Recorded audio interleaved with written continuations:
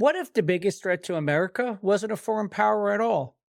I know that's where people usually go first: China, Russia, Iran. Pick your headline, spin the wheel. Now, look, those things matter. We're not pretending the rest of the world just went on vacation. But what if the real danger is something closer, something quieter, something that didn't kick the door and didn't announce itself? It didn't even really argue with us, it just settled in. What if the real threat is internal? And before we turn this into a grab the tinfoil hat moment, relax. This isn't that. This is more like two guys having a drink and realizing halfway through that the room feels different than it used to. Same bar, same stools, different vibe. You ever have that feeling? Like you're standing in a place you've been 100 times and suddenly you notice something's off, but you can't quite put your finger on it. Nothing dramatic happened, no explosion, no sirens, just a subtle shift. The music's louder. Conversations are shorter. Everyone's a little more on edge. That's kind of how America feels right now. So that's where we're starting. Welcome to What If Unfiltered, where we lead with faith, family, and America first, and we refuse to hand our thinking over to anyone. On this show, we ask better questions. We demand facts, not feelings. We challenge narratives that don't make sense. And we sharpen each other the exact way iron sharpens iron. Because that's the only way to rebuild this country, in my opinion, is the old-fashioned way. Through conversation, accountability, truth, and courage. If you're ready to think for yourself again, to choose logic over just listening to the media's Kool-Aid, and to put America first so we can truly clean out corruption, restore our culture, and get back to being great, then you're in the right place. Let's sharpen each other. Let's get unfiltered. This is not noise. This is not outrage. This is conviction. We believe in faith. We believe in family. We believe in this country and the people who built it. Here, we challenge narratives, not individuals. We confront issues with truth, respect, and courage. These are serious conversations, rooted in principle, guided by tradition, and focused on the future. Welcome to What If Unfiltered. This is more than a show. This is a movement. Hey, everybody. Welcome to What If Unfiltered. I'm Mike Breslin. I'm your host. Thanks so much for joining me today. We've got a lot to cover, so let's get unfiltered. You're probably asking, what if unfiltered? The hell does that mean?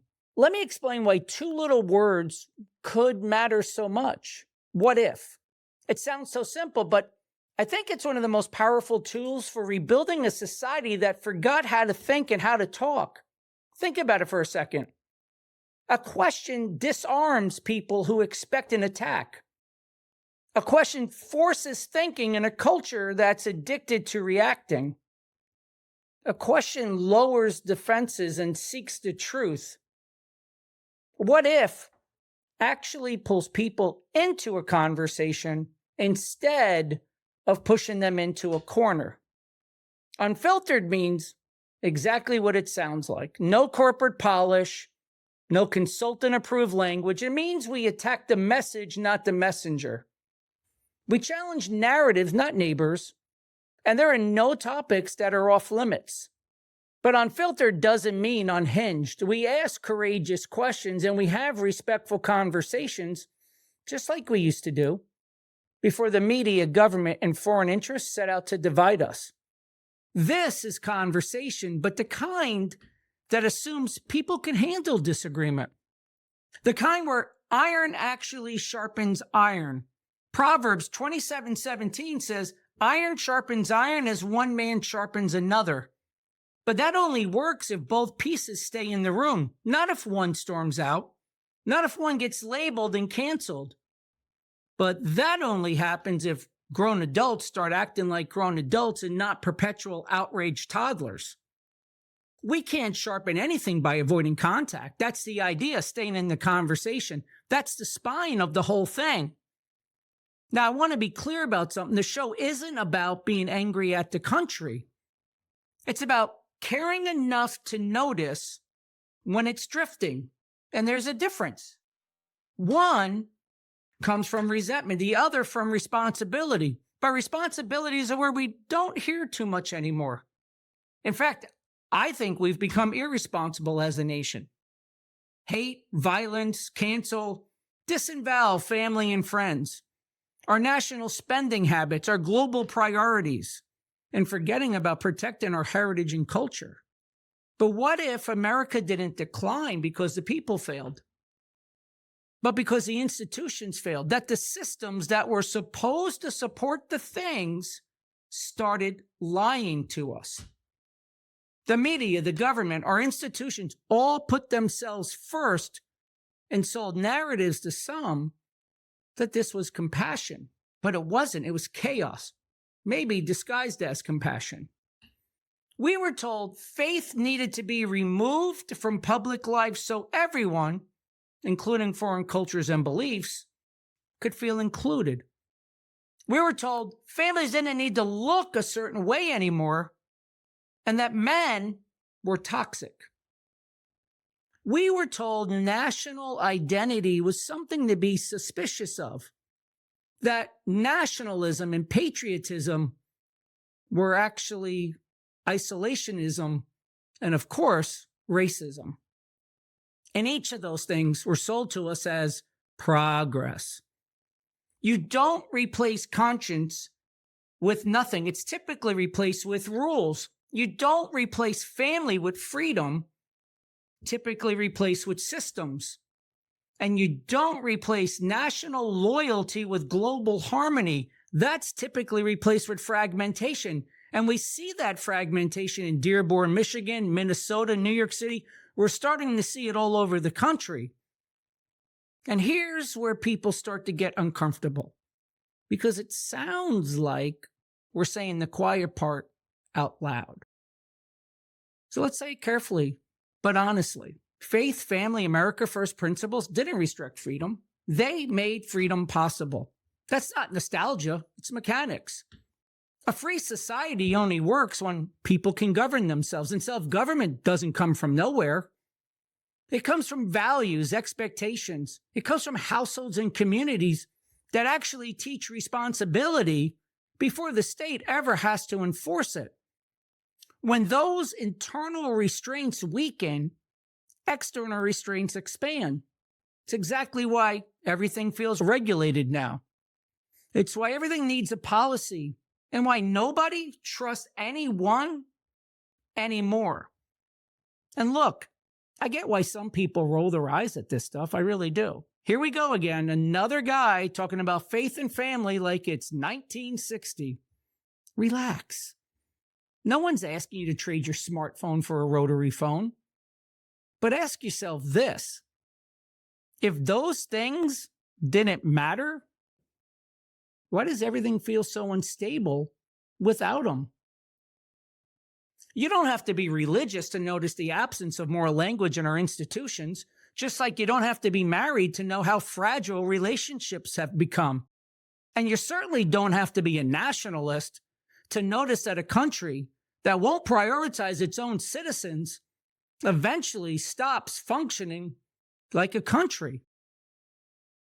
All right, so this is usually the moment where people lean back a little bit and go, oh, okay, but who's this guy? And honestly, I think that's fair, because there's no shortage of people with microphones these days. Everybody's got a take, everybody's got a platform, and everybody's an expert, especially on things they've never actually really experienced. So let me give you some context. Not a resume, not a highlight reel, just enough so you know where this is all coming from. As I said, my name is Mike Breslin. I'm a husband, a father. I spent most of my professional life as a healthcare executive. And before all of that, I'm a United States Marine from the Desert Storm area. Now, I don't bring that up for applause or credibility points. Nobody needs that. I bring it up because certain experiences wire you a certain way, whether you want them to or not. The Marine Corps does that. It strips things down. It removes fluff. It teaches you very quickly. Reality doesn't give a shit about your feelings, your intentions, or your excuses. Things either work or they don't. And once that gets into your system, it's hard to unsee it everywhere else. Over the years, my job in healthcare has been to walk into complicated, typically underperforming situations and help leaders deal with reality instead of managing appearances. And here's what I've learned pretty early on. Most problems, they don't exist because people don't know what's wrong. No, they exist, and nobody wants to say this out loud because they don't want to be held accountable. So they soften the language, they delay the conversation, and they call it nuance when truly it's avoidance. And I get it, kinda. Saying the truth can cost you things: promotions, invitations, approval, friends. But avoiding it always costs you more in the long run. It's costing us dearly right now. That pattern, avoidance, delay, pointing the finger at others, lack of accountability, I've watched it repeat itself over and over again. In boardrooms, in institutions, in government, and now culturally. We've gotten really good at talking around problems. We'll use buzzwords, hashtags, focus groups, and then we release these corporate-like statements, and then we act surprised when nothing changes. It's insanity on steroids. Which brings me back to why this show exists and why I'm willing to put my name on it. I started it because I've watched honest conversations evaporate. We don't debate ideas anymore. We debate headlines. We debate edited clips made by influencers who haven't lived long enough to truly have a real opinion. People don't think anymore. They just react. And they react aggressively. They don't listen. They reload. And they don't gather information.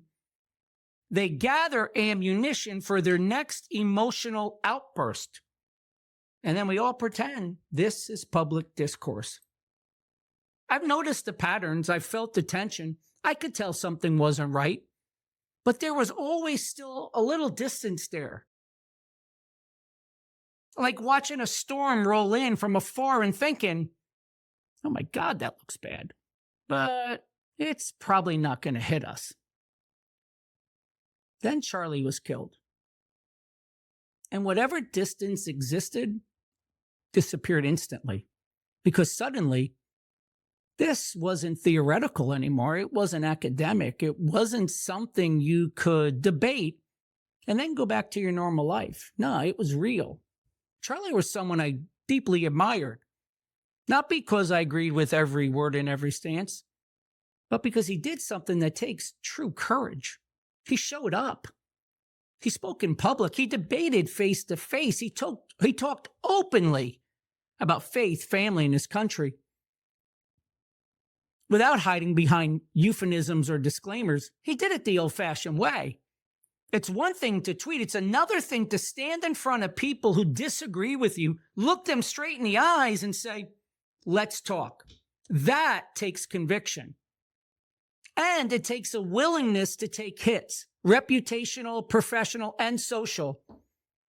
But nobody expected the hit to be that kind. When Charlie was killed, it sent a shockwave through the country, and not just through people who supported him, because it crossed a line that says speaking openly about certain values isn't just controversial anymore. It's dangerous. It's life-threatening. Because the only thing we seem to value anymore, threats, tantrums, cancel culture. And that realization does something to you. I remember sitting with that news longer than I thought I would and longer than felt comfortable. Just staring at the screen, rereading the details, letting it all kind of sink in. And I found myself thinking something that honestly scared me. If this is where we are, what the fuck comes next? Because once violence enters the conversation changes, even if nobody wants to admit it. People start calibrating what they say, what they avoid, what's worth it. And suddenly, silence starts to feel like wisdom, but it's not. Silence in moments like that isn't wisdom. It's pure surrender. Now, let me be clear about something. This isn't about turning Charlie into a martyr for clicks. This is about what his death revealed. It revealed how fragile open dialogue has become, how quickly disagreement gets reframed as danger, how thin the line is between speech and threat. And if you care about a free society, I mean really care, that's got to make you deeply uncomfortable. Because a society doesn't stop being free all at once. It stops being free when people quietly decide it's safer not to talk. And I don't think most people want that. I think most people feel trapped between wanting to be honest and wanting to protect their families, their jobs, and their lives. Cancel culture has just entered into a completely new phase, a deadly one. And the tension is real. I felt it. I've had moments where I thought, is this worth the headache? Is it worth the blowback? Is it worth the risk? And if I'm being honest, there are days where the answer isn't so obvious. But then I think about what happens if everyone makes the safe choice at the same time. Nothing gets said, nothing gets challenged, nothing gets sharpened. Iron stops sharpening iron. It dulls. And dull tools don't build anything. Charlie's death didn't make me angry in the way people might expect. It made me sober. It stripped away any illusion that we could just ride this out or wait for things to calm down. Because that moment made one thing painfully clear. If conversations about faith, family, and this country are treated as intolerable, then those conversations are exactly the ones that must continue. Not louder, not nastier, clearer, braver, more human. Courageous questions, respectful conversations. Charlie wasn't killed because he was extreme. He was killed because he was visible, because he refused to stay quiet, because he insisted that ideas were worth debating in public. He believed that faith didn't need to be hidden, families didn't need to be redefined, and love in America didn't need a fucking apology.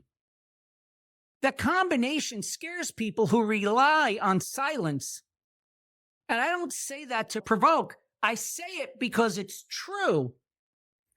We must refuse to let intimidation decide what can and can't be discussed. Because once that line is crossed, it doesn't uncross itself.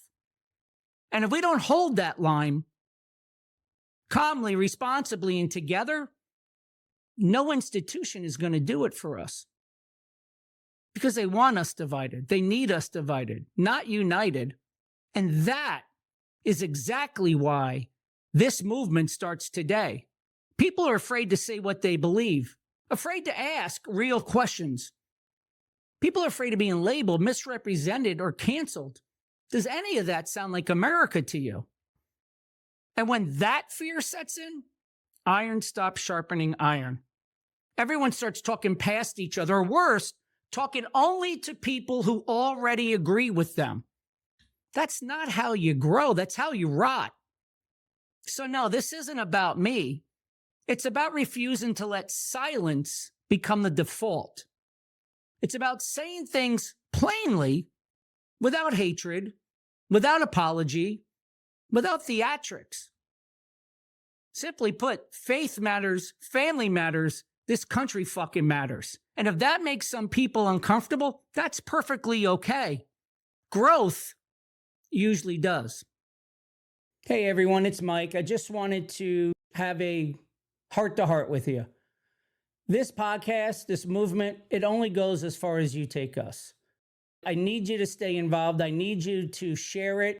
I need you to let everyone know about it. Even if you didn't like it, share it with them anyways. They probably have better taste than you do anyways. At least that's what I'm hoping for. But in all seriousness, share it, follow us, engage with us. Send us an email at info@whatifunfiltered.com and tell us what we're doing right. Tell us what we're doing wrong. Challenge us, ask better questions, engage with us though, and maybe I'll wind up using that email in one of the episodes or on a short, but we need you and we can't do this without you. So engage, follow, share, subscribe. It costs less than 23 cents a day. And I really appreciate all of you being here. And why don't we do this together and take this thing to the next level and get our country back? All right. Thanks, everybody. Let's switch gears and let's discuss our three pillars: faith, family, America first. What if I told you that in a world full of chaos, there's an anchor that never fails? That's faith. Today, we're diving into how faith isn't just Sunday mornings, it's the bedrock of our daily lives. But America lost its anchor. We got rid of God. And what happens when a nation removes God? Well, over the past 30 years or so, God's been removed from schools, homes, institutions, our culture, conversation, and expectations. Why does that matter? Well, Psalms 9:17 says, "The wicked shall be turned into hell, and all the nations that forgot God." Well, what's that result in? Depression's up, addiction's up, anxiety's up, and identity confusion is out of fucking control. It's now chaos rebranded as progress. Furthermore, John 15:5 says, "Whoever abides in me and I in him, he is that fruit bears much. For apart from me, you can do nothing." You don't need to look far to see the impacts that leaving faith has had on our society and family. For example, there are those that somehow no longer know what a woman is. And because of that, it's okay for boys to play female sports, or for Olympic men to beat up Olympic women boxers. It's okay to share locker rooms and bathrooms. Somehow it's morally okay to protest with vagina hats on your head walking down the street. It's morally okay for young children to mangle their bodies due to identity confusion. It's okay for other religions to allow grown men to marry underage girls in the United States. What more proof do we need that we've lost our anchor? And the Bible is clear. In fact, it's crystal clear. The Bible clearly states God created man and women at least 12 times in the Bible. It even condemns deviation from male and female norms. So let me ask you a question. Do you think it's a coincidence that America's drifted off its foundation? Because I personally don't believe in coincidences. But I do believe that the drift has a direct correlation to the decline of Christianity in our country. What's that decline? Well, in 1970, 91% of all Americans identified as Christians. In 2007, it was down to 78%. Today, it resides at a low of 62%. As Christianity declines, morals, trust, loyalty, integrity, they all decline. What increases? Mental health, single-parent homes, and crime. Faith is the source of moral compass. It gives you a conscience.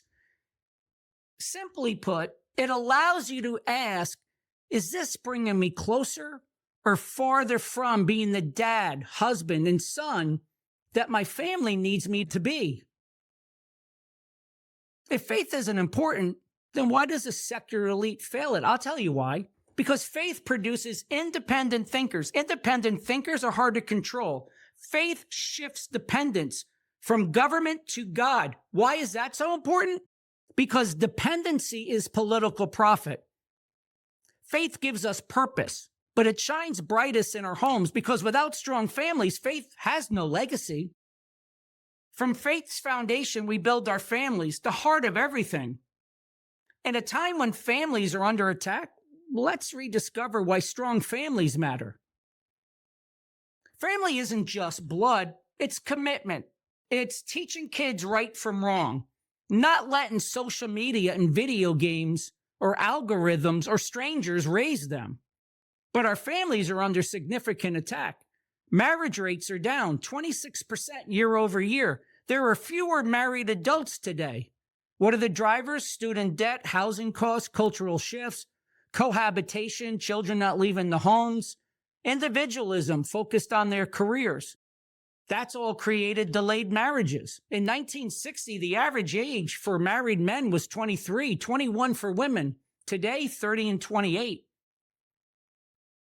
Percentage of children in two-family homes, 88% in 1960 and 65% today. Percentage of children born out of wedlock, 1960 was only 5%. 2003 was up to 40%. Our fertility rates in 1960, 3.65 children per woman. That means for every woman, 3.65 children were born. In 2023, non-Hispanic whites are down to as low as 1.53%. And why does this matter? It matters because the net replacement rate must be 2.1 children per woman or greater so we can decelerate the decrease in Christianity. And why does that matter? Because our national identity is evaporating. Let's spend a minute talking about the war on masculinity. For decades, culture told men, you're toxic, you're unnecessary, you're the fucking problem. So what did men do? They stepped back, they shut down, they withdrew, they stopped leading, and society paid the price. Strong men build strong families. Strong families build strong communities. Strong communities build strong nations. And this is not a diss to women. Strong women create strong men through support and family leadership. Proverbs 14:1 says, the wise woman builds her house, but with her own hands, the foolish one tears it down. What the hell does that mean? Well, basically it says the woman is the glue, but a foolish person erodes stability through daily choices. For example, neglected discipline or responsibility. Too many parents today try to be their kid's best friend, not their parent. And once again, proving the desperate need for faith so that we have a sound conscience and can make the best decisions for our family. What if America put family first again? Could you imagine fathers leading again? Mothers not having to be both parents. Homes where discipline and love are not opposites. Communities where principles matter more than politics. That's what family does. That's what family builds. Families are where we learn values, but to protect them, we need a nation that puts its people first. That's America first. We've talked faith, we've talked family. Now let's scale it up a little bit, because America first isn't a slogan. It's a promise to prioritize our citizens, our borders, and our future. At a high level, America first means we fix our house before fixing someone else's. We protect our kids before the world's kids. We secure our border before funding others. We rebuild our infrastructure before Ukraine's. We strengthen our grid before chasing global fantasies.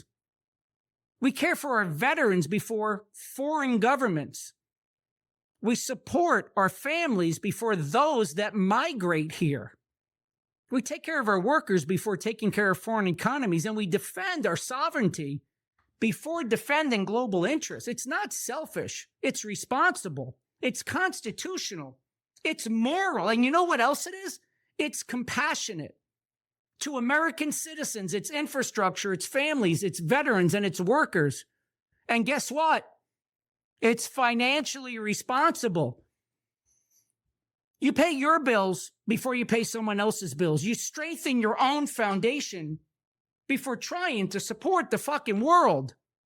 The detractors of America first say it's racist. But immigration isn't compassion. It's chaos. And it's fucking expensive. It's costing American taxpayers $500 billion per year. And immigration, it's not just happening here, causing financial and identity crisis. It's happened all over the globe. Look what Prime Minister Meloni's done in Italy. In 3 short years, by controlling immigration and putting a Italy first doctrine to use, she's avoided a recession, cut unemployment, increased GDP growth, and halved inflation. Is Italy being racist? They say free trade is selfish. Really? Well, here are my thoughts. Globalism has failed. I think charity stays at home. And it's not that we don't engage. It's not that we don't support, but we do so only in the best interest of Americans. For example, tariff revenue. It's trending to generate over $300 billion in additional revenue for the United States. Other countries charge us tariffs, so we're the only ones being selfish here? And plus, if you don't want a tariff, buy American.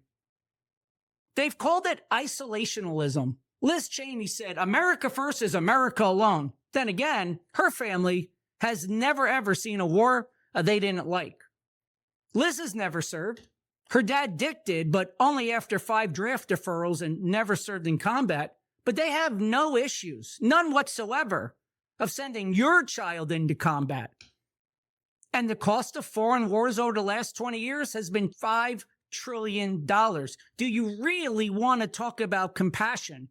Compassion for who? Foreign nations or us? Let's do it. Instead of spending that money for people of other countries, I've got a great question. What if we spent it on our own people?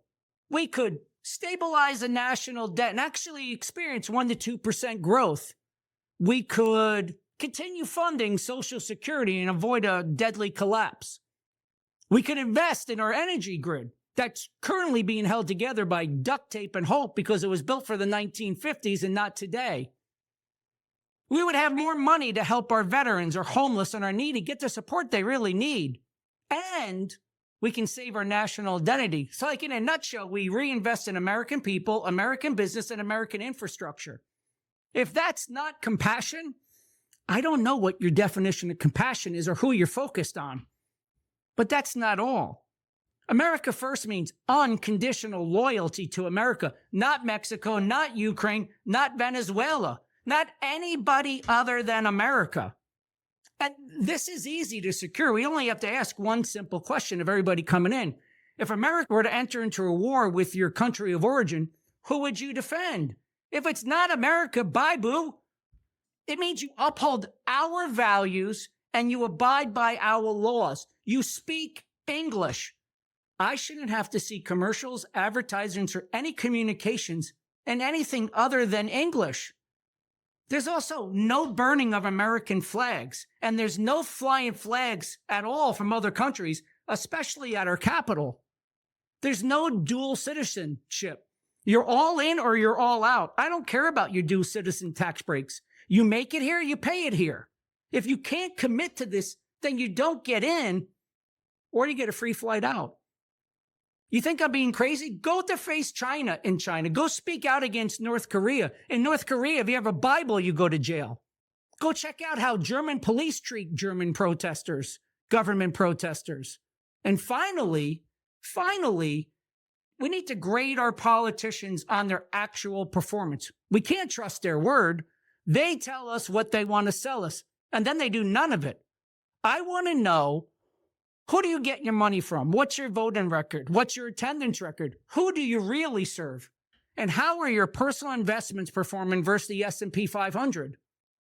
We need to make it easier to vote based on facts, not narratives driven by others who want you to vote for their interests or worse yet, for their financial backers' interests. It's accountability. It works in corporate America. I mean, they've already proven to us that they can't manage our checkbook. We're $38 trillion in debt.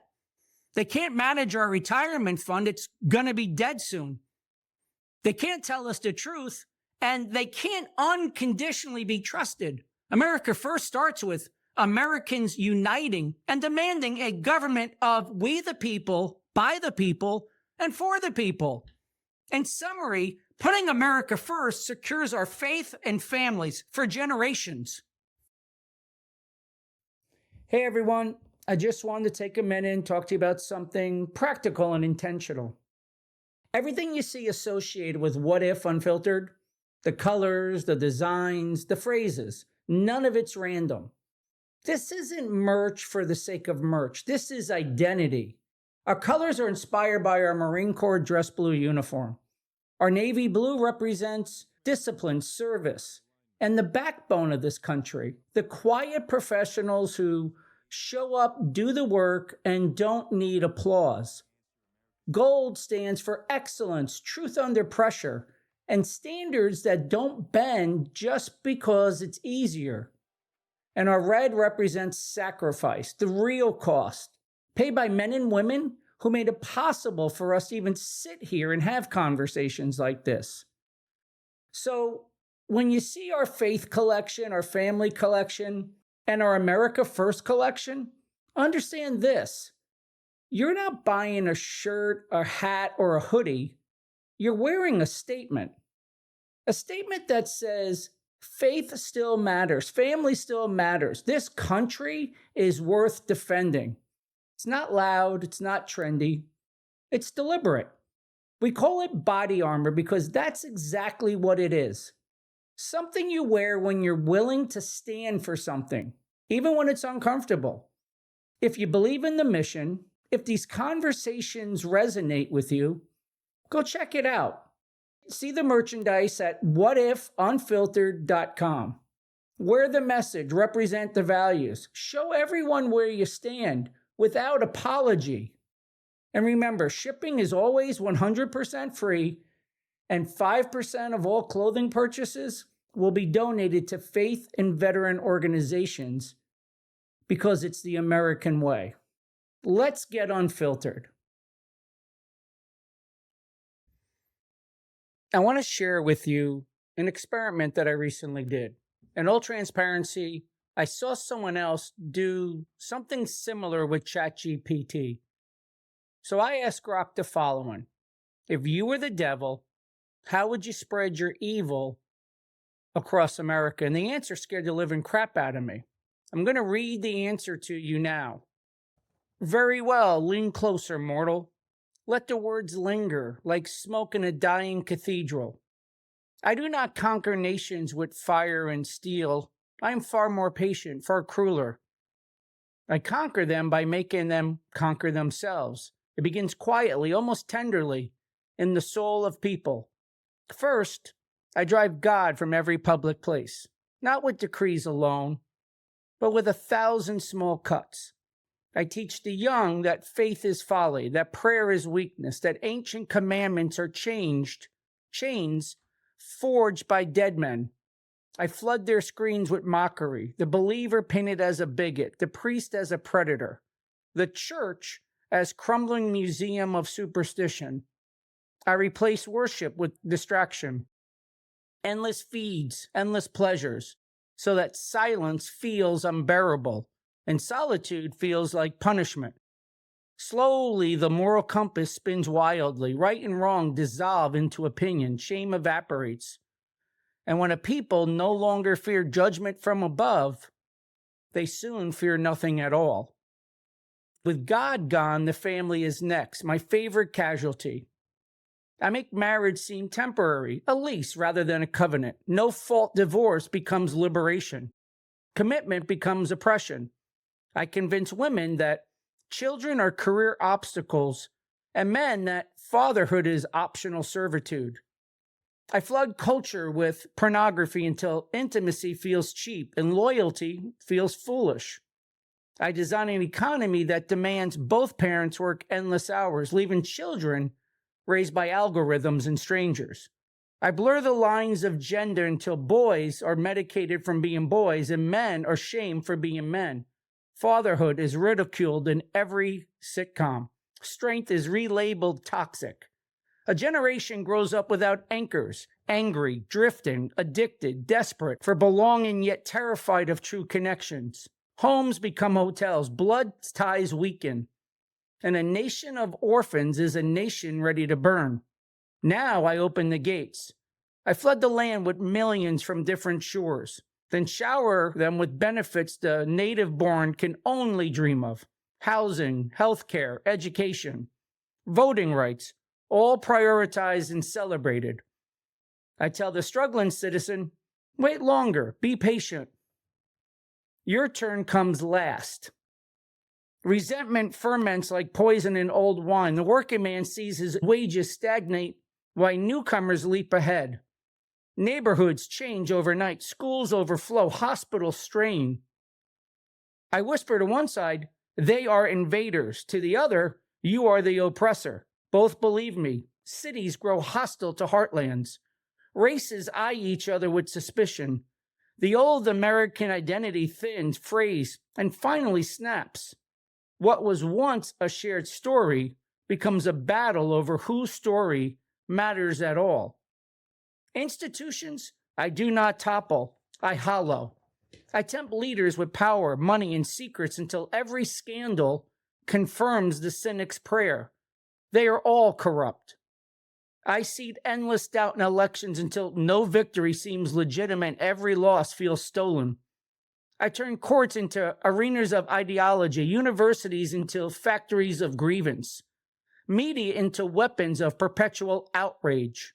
Truth becomes negotiable, facts become tribal, trust dies quietly in the dark.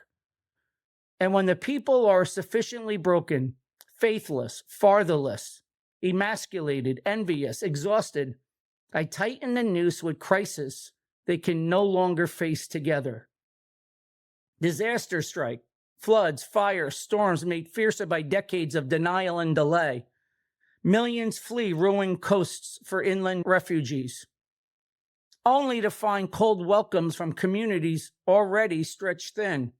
Resources dwindle, power grids falter, pandemics return, and every remedy is politicized into another battlefield. Food shortages spark hoarding. Rumors spark riots. State hoard vaccines, water, and ammunition. Federal authorities become a joke told in militia camps. The end comes not with a bang, but a slow, sickening unraveling. Blue states threaten recession over fascism. Red states defy federal edicts over tyranny. Borders appear where none existed before. Checkpoints on highways, currency in pockets, loyalties declared by flag and accent. The military splinters along lines of oath and ideology. Cities starve or burn. The once united republic fractures into angry fiefdoms. Each convinced it alone preserves a true America, while others betray it. And through it all, I never raise an army. I never fire a shot.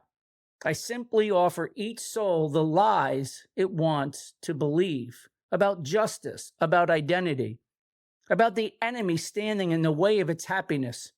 They swallow eagerly. They spread the poison themselves. They tear the nation apart with their own righteous hands. That, my spellbound listener, is my masterpiece. Listen carefully. The music has already begun. Can you hear it? I mean, holy shit. Seriously, holy shit. Like that, I did after writing the entire episode that we just went over. Does it not pull it all together? So think about that. Let's close this episode out. Something inside you knows this country is in trouble. We need to get out of the penalty box and into the game. America doesn't need more spectators. America needs its warriors. Warriors who ask better questions and demand better answers. Warriors who sharpen minds instead of dulling them. Warriors who step forward when others step back. So I ask you to please join the fight. Help us help our country. Let's rebuild faith. Let's restore families. Let's demand America first. Let's sharpen each other.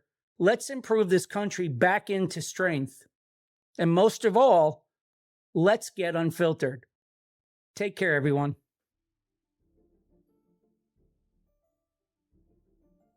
These conversations don't end when the episode does. They carry forward into how we think, how we speak, and how we engage the world around us. Here, we don't demand agreement. We ask for honesty. We don't chase outrage. We pursue clarity. Because better questions shape better conversations, and better conversations shape better outcomes for our families, our communities, and our country. If this episode sharpened your thinking, share it, continue the conversation, and let's get unfiltered. Until next time, this is What If Unfiltered, where conviction is rooted in faith, guided by tradition, and focused on the future.